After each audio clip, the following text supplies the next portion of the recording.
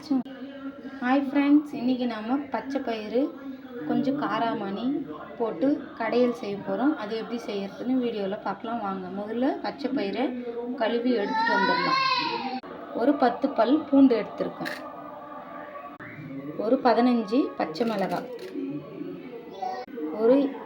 ஒரு lemon size அளவு, குட்டி லெமன் சைஸ் அளவு புளி, சின்ன வெங்காயம் ஒரு 10 துண்டு. இப்போ நான் ஒரு 6 பெரிய தக்காளி எடுத்து கட் பண்ணி போட்டிருக்கேன். இதையும் சேர்த்துக்கலாம். இப்போ நாம் இதில் கொஞ்சமாக பெருங்காயம் சேர்த்துக்கலாம்,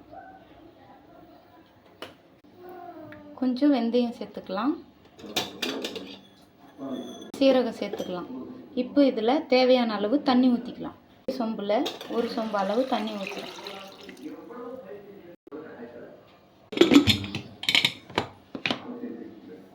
பாருங்கள் ஃப்ரெண்ட்ஸ், இப்போ இது நல்லா வெந்துருச்சு. இப்போ நம்ம இது கூட உப்பு கொஞ்சம் சேர்த்துட்டு இதை கடைஞ்சி எடுத்துகிட்டு வந்துடலாம்.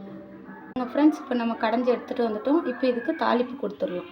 இப்போ ஒரு குக்கர் வச்சு கொஞ்சமாக கடலெண்ணெய் சேர்த்துக்கலாம். சுத்தமான கடலெண்ணெய் சாப்பிட்றது உடம்புக்கு ரொம்ப ஆரோக்கியம் ஃப்ரெண்ட்.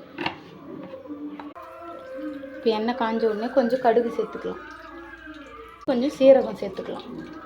கடுகு நல்லா பொரிஞ்சிருச்சு. இப்போ கருவேப்பிலையும் வெங்காயமும் சேர்த்துக்கலாம்.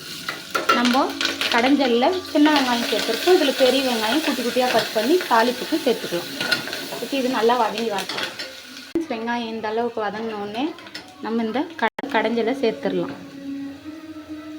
பாருங்கள் ஃப்ரெண்ட்ஸ், சூப்பரான பச்சை பயிறு கடைஞ்சல் ரெடி ஆகிடுச்சு. நீங்களும் ட்ரை பண்ணி பாருங்கள். ட்ரை பண்ணி பார்த்துட்டு கமெண்ட்டில் எப்படி இருக்குன்னு சொல்லுங்கள். லைக் பண்ணுங்கள், ஷேர் பண்ணுங்கள். இந்த பச்சை பயிரை நம்ம வாரத்துக்கு ஒரு நாள் சாப்பிட்றதுனால ப்ரோட்டீன் சத்து குறைவாக இருக்கிற பிள்ளைங்களுக்கு நல்ல ப்ரோட்டீன் கிடைக்கும். நீங்களும் ட்ரை பண்ணி பாருங்கள். பாய் ஃப்ரெண்ட்ஸ், நெக்ஸ்ட் வீடியோவில் மீட் பண்ணுறோம்.